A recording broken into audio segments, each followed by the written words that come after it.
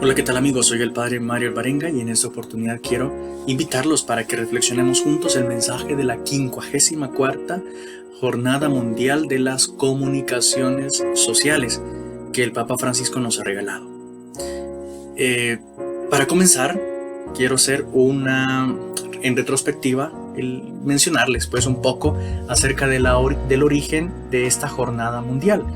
La comunicación social se viene celebrando en la Iglesia desde el año 1967. Sí, es fruto del Concilio Vaticano II. Fue una voluntad expresa del Concilio. Se celebra en numerosos países por recomendación de los obispos del mundo en Intermirifica, artículo 18, y también la Instrucción Pastoral, Comunión y Progreso, números 100 y número 167. El domingo anterior a la fiesta de Pentecostés. El mensaje del Santo Padre para la Jornada Mundial de las Comunicaciones se publica tradicionalmente con ocasión de la festividad de San Francisco de Sales, patrono de los periodistas. Por eso vamos a ver al final del documento la fecha 24 de enero.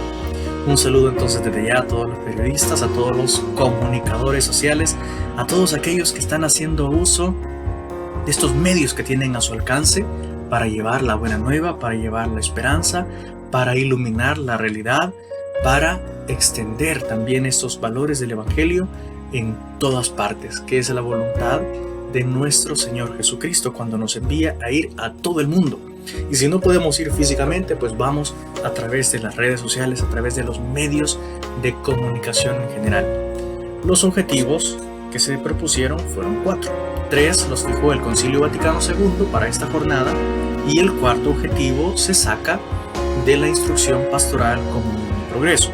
Primer objetivo: la formación de las conciencias frente a las responsabilidades que incumben a cada individuo, grupo o sociedad como usuarios de estos medios. Así que mucha atención, subrayen eso.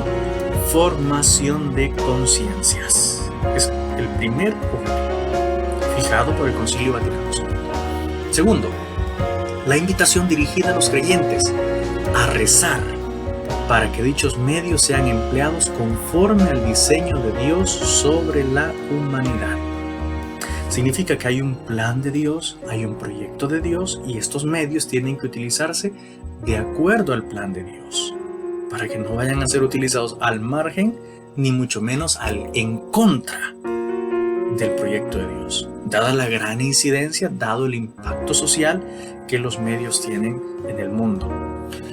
Tercero, el estímulo dado a los católicos para sostener con su generosidad en un gesto de solidaridad de toda la comunidad eclesial los gastos que exige el empleo de los medios de comunicación social en la evangelización y en el progreso de los pueblos. Es que también muchísimas gracias a todos aquellos que colaboran para que puedan mantenerse al aire muchos programas en radio, en televisión o la prensa escrita por sostener esos medios católicos. Que el Señor les bendiga esa generosidad y yo sé que siempre, año con año, ayudan porque tanto la radio, televisión u otros medios anuncian campañas de recolección de fondos a fin de mantener esos gastos fijos que tienen y que este mensaje de verdad, de alegría, de paz llegue a todas partes. Y el último de los objetivos, el número 4 de Comunión y Progreso, número 167, dice lo siguiente: poner de relieve el papel de quienes trabajan en este sector. Muchísimas felicidades, como decía antes, y muchas gracias. Yo he aprendido de muchos comunicadores sociales católicos. Quizás no soy el mejor alumno, pero sí que me ha servido esa experiencia. Recuerdo cuando estaba en el seminario, allá por el 2006, iniciaba esas experiencias en Radio María, luego en Radio Paz, aquí en El Salvador. También muchísimas gracias al semanario Orientación por permitirme en muchas ocasiones redactar notas, tomar fotografías. Nos enseñaban pues las cosas básicas y después emplearlo ya en el trabajo pastoral. Muchas gracias y bendiciones también a TVK, el canal católico aquí en El Salvador. Infinitas gracias en las colaboraciones que tuve también con Audiovisuales Santa Clara en Acajutla, los padres franciscanos. Muchas bendiciones también para SECOM, esa Comisión Episcopal de Medios de Comunicación, que trata de integrar a los distintos comunicadores sociales de las diócesis de nuestro país a fin de transmitir un mensaje juntos, un mensaje en comunión, un mensaje como iglesia, un mensaje al unísono y poner a disposición de los obispos, del clero y de los fieles en general estos medios, y también formar a nuestros comunicadores católicos para que lleven esa misión que el Señor nos ha dejado, y no olviden nunca que son católicos ahí donde se encuentran. Bueno, con esos antecedentes, vayamos ya al mensaje. Es el mensaje del Papa Francisco para el año 2020. El primer mensaje, recordemos, que nos ha regalado el Papa Francisco es del año 2014, cuando hablaba de la comunicación al servicio de una auténtica cultura de encuentro. Pues en este mensaje de este año nos dice que la vida se hace historia. Está tomado el texto, digamos, de base, el texto fundamental, escriturístico, es de Éxodo 10:2, para que puedas contar y grabar en la memoria. El tema fundamental será la narración. Dice el Papa que para no perdernos, individual y socialmente, necesitamos respirar la verdad de las buenas historias. Historias que construyan, no destruyan. Historias que ayuden a reencontrar las raíces y la fuerza para avanzar juntos. Atención a eso, desde el inicio. Está acá. Buenas historias. Historias que construyan, no que destruyan.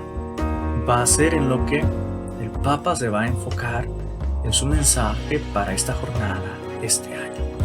Tiene 5 puntos el mensaje. Veámoslo así rápidamente. El primero de ellos lo titula Tejer historias. El segundo, no todas las historias son buenas. Continuemos. El número 3, la historia de las historias. Número 4, una historia que se renueva. Y el quinto punto, una historia que nos renueva. Bueno, teniendo en cuenta esta estructura, los mensajes tradicionalmente son cortos, no son muy largos, en pocas páginas, y nos van a transmitir un contenido muy profundo para nuestra formación personal, nuestra formación espiritual y, como ya lo decía, el buen uso, el uso adecuado de los medios de comunicación social según el proyecto de Dios. Eso es lo fundamental. Vayamos entonces a, como les decía antes, al primero, tejer historias. El punto de partida en este aspecto, el hombre es un ser narrador. Es un ser que narra, es un ser que comunica. Somos comunicadores por naturaleza, necesitamos comunicarnos con los demás. Desde la infancia tenemos hambre de historias, como tenemos hambre también de alimentos.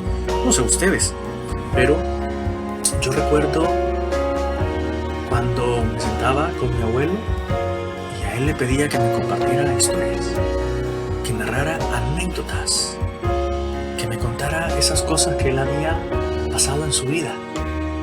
A veces eran graciosas, en otras ocasiones daban miedo, esas cosas por las que había pasado. Otras dejaban siempre una enseñanza moral, una enseñanza para la vida, buenos consejos. Ven qué bonita ese encuentro que puede darse en esa relación interpersonal entre las distintas generaciones. Las historias definitivamente influyen en nuestra vida, aunque no seamos conscientes de ello. Imagínense de cuántos años han pasado desde que estaba yo tan pequeñito y aún recuerdo muchas de esas cosas. Especialmente cuando le decía, abuelo, y algunas cosas así, pero prácticas, para algunos refranes, ¿verdad? Cuando salía el tema de los refranes en las escuelas, yo le preguntaba a él, ayúdeme con un refrán.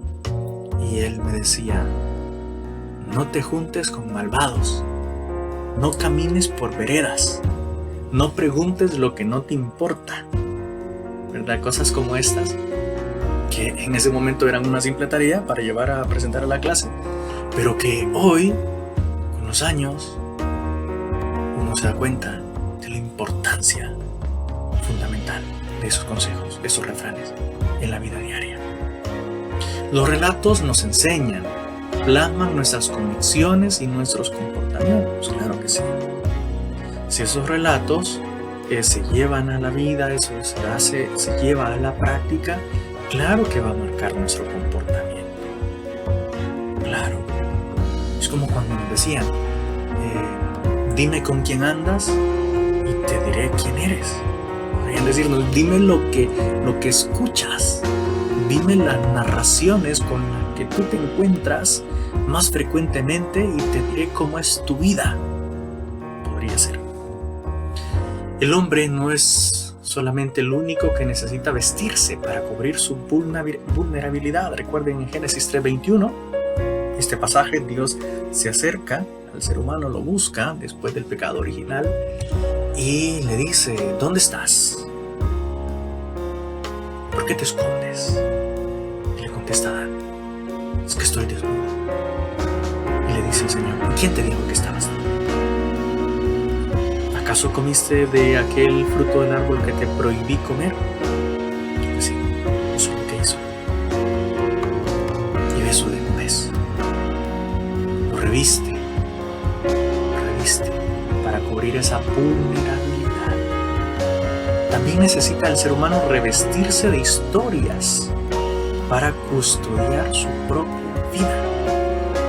Recordemos que si no tenemos memoria, si no tenemos una memoria histórica, vamos perdiendo poco a poco nuestra identidad cultural, nuestra identidad, nuestra fe, nuestras costumbres, todo lo que nos marca como pueblo, como sociedad. Por eso necesitamos revestirnos de esas historias para custodiar la propia vida. La capacidad humana de tejer implica tanto los tejidos como a los textos. Todo ser humano tiene esa capacidad de tejer en un doble sentido. Tejer cuando narra historias a los demás y tejer también cuando va haciendo vivencia de estas enseñanzas y va tomando decisiones que van a hacer después todo el bagaje en su vida. Se va tejiendo su vida. Sumergiéndonos en las historias podemos encontrar motivaciones heroicas para enfrentarnos a los retos de la vida. También, claro que sí. ¿Quién nos recordará historias de héroes, de superhéroes? ¿Quién no habrá escuchado en alguna ocasión aquel relato de Sansón con todo el poder que tenía? Y así pues hemos escuchado otras historias, otro tipo de narraciones. Tenemos aquellos famosos poemas de Homero, la Ilíada, la Odisea o Prometeo encadenado y otras más. Allí van apareciendo personajes que son esos héroes mitológicos que recordamos y cómo se enfrentan a los problemas y cómo buscan resolverlos, etc. Pues, incluso todo esto va marcando nuestra propia vida.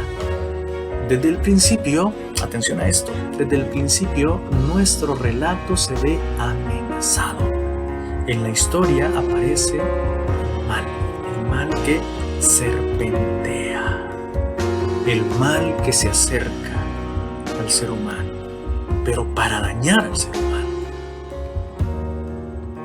Quedo ahí en este punto, que es el final de este primer aspecto. Vamos al segundo. No todas las historias son buenas. Como se lo había advertido el Señor, tanto Adán y Eva no tenían que comer de ese fruto o morirían. Y es lo que hicieron, tentados por la serpiente, como lo sabemos. La serpiente que representa a ese animal astuto, el mal, que quiere oponerse al proyecto de Dios, que no quiere que el ser humano sea feliz. Y por eso lo engaña con esos argumentos. Pues eso provoca un nudo difícil de deshacer la historia. Oigan bien, difícil, no imposible. Ya después veremos por qué. Difícil. ¿Cómo terminó Adán viendo su desnudez, expulsado del paraíso? Fijarnos. Como seres humanos también tenemos que tomar esas medidas para no caer en la trampa. Porque hay esas nuevas o modernas formas de engaño del enemigo. Cuando uno dice, si posees, te convertirás, alcanzarás. Y utilizamos los medios con fines instrumentales.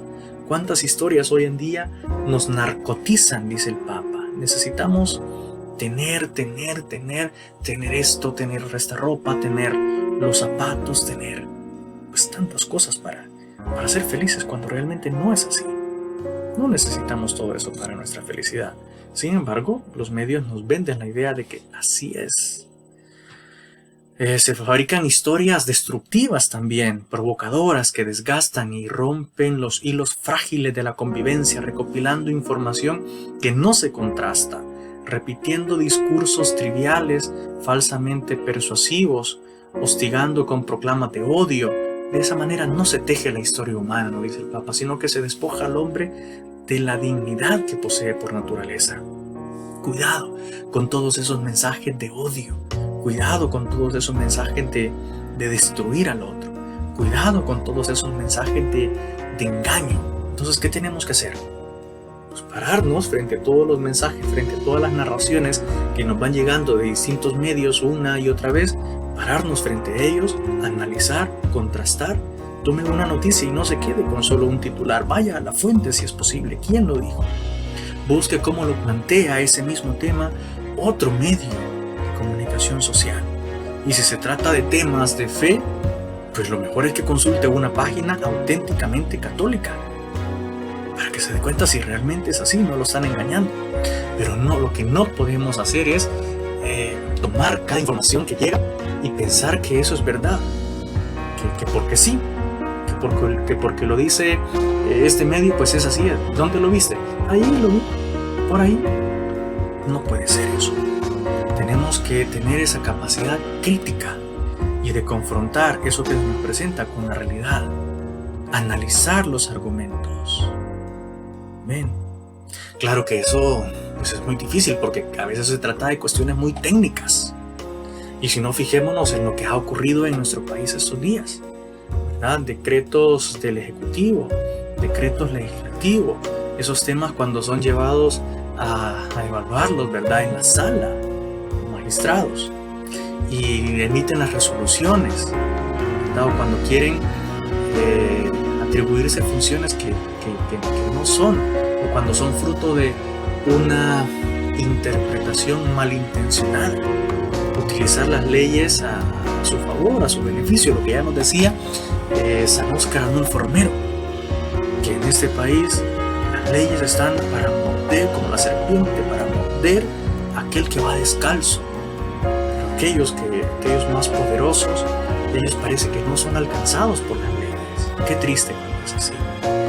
Pero, insisto, tenemos que tener esa capacidad de análisis, porque no todas las personas utilizan los medios según la voluntad de Dios. Una breve historia es capaz de trascender los límites del espacio y del tiempo, y con el paso de los siglos nos damos cuenta que sigue siendo actual, porque alimenta la vida. Vivimos en una época en la que la falsificación es cada vez más sofisticada. Cada vez es más minuciosa esa falsificación de información, ¿verdad? Como que se van empleando las mismas tecnologías, y no alcanzamos incluso a distinguir algo verdadero de lo falso. Por eso, mucho cuidado. Necesitamos valor, dice el Papa, para rechazar los que son falsos y malvados, y necesitamos paciencia y discernimiento también para descubrir historias que nos ayuden a no perder el hilo en las muchas laceraciones de hoy.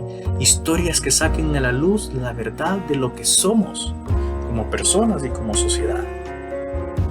Vayamos al tercer aspecto de este mensaje, la historia de las historias. La Sagrada Escritura es eso. Es la historia fundamental de todas las historias. ¿Cuántas vivencias hay ahí? De pueblos, de personas, de personajes, el pueblo de Israel en contacto con otros muchos pueblos, ¿verdad? Hasta llegar a la plenitud de la revelación, desde el Génesis, que nos narra la creación, hasta el Apocalipsis, donde se nos habla de esa ciudad santa, la Jerusalén celeste, el mundo futuro. Y a lo largo, entre todas esas páginas, una serie de narraciones impresionantes, ¿verdad? No vamos a tomarlo todo al pie de la letra o decir así es y caer en un fundamentalismo, pero lo que sí debemos tener claro que es la historia fundamental, es la más importante para nuestra vida, es el mensaje más impactante para cada uno de nosotros. Porque Dios es el creador y Dios es el narrador al mismo tiempo. Él es el que pronuncia una sola palabra y aquello existe. Así como separa la noche del día, con solo decirlo, y esto se hace, pues ese es el poder de Dios. Crea al hombre y crea a la mujer como sus interlocutores libres, nos ha hecho libres. No somos unos seres así como títeres que el Señor va manejando a su antojo, sino que nos ha dado la capacidad de tomar nuestras propias decisiones. Como nos dice el salmista, tú has creado mis entrañas, me has tejido en el seno materno. Te doy gracias porque son admirables tus obras. No desconocías mis huesos cuando en lo oculto me iba formando y entretejiendo en lo profundo de la tierra. Salmo 139, del 13 al 15. No nacemos realizados, hermanos, ni usted ni yo, ninguno de nosotros, sino que somos esa obra admirable que ha salido de las manos de Dios, pero también nos fue dada la vida para invitarnos a seguir tejiendo esa obra admirable mediante el uso de la libertad. En ese sentido, la Biblia es esa gran historia del amor de Dios a la humanidad. Obviamente en el centro está Jesucristo, su historia, su vida desde su encarnación hasta su ascensión a los cielos que celebramos, es el cumplimiento del amor de Dios por el hombre y al mismo tiempo la historia de la respuesta del hombre al amor de Dios mediante la aceptación voluntaria de su palabra y la vivencia de los mandamientos. El título del mensaje, como bien sabemos, está tomado del Éxodo. En el capítulo 10 es el relato bíblico fundamental en el que Dios interviene en la historia de su pueblo. Todo el libro del Éxodo va a relatar esa intervención maravillosa de Dios para salvar, para liberar. Es un Dios que ve, es un Dios que escucha y es un Dios que decide liberar a su pueblo. Dios se acordó de su alianza con Abraham, Isaac y Jacob. Dios se fijó en los hijos de Israel y se les apareció. Éxodo 2, del 24 al 25. De la memoria de Dios brota la liberación de la opresión.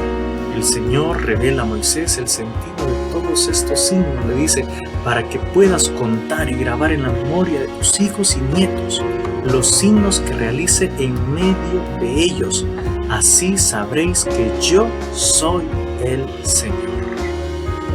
Para que puedas contar y grabar en la memoria de tus hijos y nietos. ¿Qué es lo que Dios está haciendo? ¿Qué es lo que Dios está obrando? ¿Y no será que nos hace esta misma invitación hoy a nosotros? ¿No podemos contar esas maravillas que Dios ha hecho en nuestra vida, en nuestra historia? El mismo le estamos suplicando por el final de la pandemia. Más adelante, seguramente, sin lugar a dudas, le estaremos dando gracias porque nos ha salvado. Pues esa memoria, esas narraciones son las que tenemos que comunicar a los demás, a las futuras generaciones. La experiencia del Éxodo nos enseña que el conocimiento de Dios se transmite sobre todo contando de generación en generación cómo el Señor sigue haciéndose presente en nuestros días. El mismo Jesús hablaba de Dios no con discursos abstractos, sino con parábolas, con narraciones breves, tomadas de la vida cotidiana. Podía acercarse cualquiera donde estaba Jesús y escuchar y entender esas parábolas. No eran algo, digámoslo así, exclusivo para una élite intelectual y bien formada, sino de las cosas cotidianas de la vida, porque es donde Dios interviene en nuestra vida cotidiana. El Evangelio de Juan nos dice que el narrador por excelencia, el verbo, la palabra, se hizo narración. Juan 1:18, el Hijo único que está en el seno del Padre, Él lo ha contado. Volvamos a esto. El narrador se hizo narración. La palabra se hizo carne. Y al encarnarse nos ha contado cómo es Dios, cómo es el Padre, cómo es el reino de los cielos. El narrador se hace narración, se acerca a nosotros. De esta manera Dios se ha entretejido personalmente en nuestra humanidad, dándonos así una nueva forma de tejer nuestras historias. Consecuencias. Número 4. Una historia que se renueva. La historia de Cristo no es una cuestión del pasado, es una cosa que de hace 2000 años. No hay, a partir de esa intervención ahora mismo, historias humanas insignificantes o pequeñas. Toda historia, de alguna manera, toda historia humana ya se ha hecho historia divina, porque hemos sido hechos hijos de Dios en el Hijo. Por lo tanto, la humanidad merece relatos que estén a la altura de esa vida, a esa altura vertiginosa y fascinante a la que Jesús nos elevó. Si comprendiéramos, queridos hermanos colegas, nuestra dignidad de cristianos, si comprendiéramos lo que significa ser hijos de Dios, no estaríamos llevando esta historia patas arriba, como decimos frecuentemente, con malas decisiones de tantas personas, con malas decisiones, con desacertadas decisiones, con pésimas medidas, pues hablo no de la cosa que nos acontece hoy, ¿no? Haciendo memoria de años y años y años por cuestiones que hemos pasado que se podrían haber evitado si hubieran tomado decisiones adecuadas, pero no, lamentablemente está el mal que serpentea, como nos ha dicho el Papa Francisco siempre en la historia, que se mete también en la vida, en la historia de los poderosos, de los que gobiernan, y son quienes implementan esas agendas peligrosas, por ejemplo, de aborto, de control de la natalidad, de eutanasia o políticas económicas que ahorcan, que asfixian al pueblo, a la humanidad. Ya nos decía el Papa San Juan Pablo II que América Latina es el continente de la esperanza, pero no es el continente de la caridad, por tantas desigualdades sociales. ¿Verdad? Y esos fueron frutos de decisiones de algunos que luego manipulan los medios de comunicación social para controlar las masas, para controlar el pueblo. Y ese es el sentido de estos mensajes, que nos demos cuenta de la realidad, que nos quitemos esas vendas de los ojos, que analicemos, que sepamos ver lo bueno pero también ver lo malo, que tengamos criterios y que como personas y como pueblo también tomemos nuestras propias decisiones acertadas según la voluntad de Dios. El Espíritu Santo, el amor de Dios, escribe en nosotros, dice San Pablo, 2 Corintios 3:13. Sois carta de Cristo, escrita no con tinta, sino con el Espíritu de Dios vivo, no en tablas de piedra, sino en tablas de corazones de carne. El Espíritu puede escribir en la vida de cada uno de nosotros cuando nosotros se lo permitimos. Por obra del Espíritu Santo, cada historia, incluso la más olvidada, incluso la que parece estar escrita con renglones más torcidos, puede volverse esa historia inspirada y puede renacer como una obra maestra. Y si no, pensemos en la vida de los santos, San Agustín, que llevaba una vida tan disoluta y él lo que buscaba era la felicidad. Y perdió tantos años de su vida hasta que se encuentra con Dios, con el Dios vivo, con la ayuda del obispo Ambrosio, con las oraciones de su madre de tantos años. Y después escribió esas maravillosas confesiones, o el relato del peregrino de Ignacio, o la historia de un alma de Teresita del Niño Jesús. Pues así, cuando tú te dejas guiar por el Espíritu Santo y el Espíritu escribe en tu vida, tú mismo te vuelves esa carta de Dios maravillosa. Punto número 5. Una historia que nos renueva.